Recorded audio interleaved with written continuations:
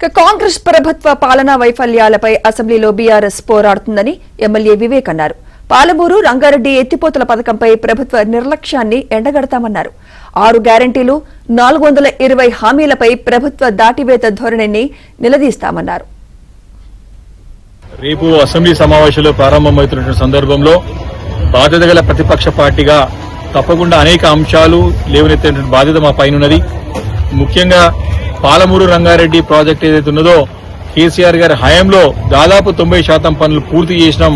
మరి 2 సంవత్సరాలు ఈ ప్రభుత్వం రావచ్చింది, ఒక తట్టెడు మట్టి తీసింది లేదు, పని చేసింది లేదు. ఎందుకు ఈ యొక్క 2 సంవత్సరాలలో మరి పనులు 10% పనులు పూర్తి చేయడంలో ప్రభుత్వం ఎందుకు విఫలమైందో మేము నిలదీయబోతా ఉన్నాం. అదేవిధంగా 100 రోజుల్లో 6 గ్యారెంటీలు అమలు చేస్తామన్నారు. 13 డిక్లరేషన్లు ఇచ్చినారు. అదేవిధంగా 420 హామీలు ఇచ్చినారు. ఈ అన్ని అంశాలపైన నిలదీయబోతా ఉన్నాం. మరి ముఖ్యంగా ఈరోజు గురుకుల పాఠశాలలో చదువుతున్న పిల్లలు చనిపోతా ఉన్నారు. ఆటో కార్మికులు ఆత్మహత్యలు చేసుకుంటా ఉన్నారు.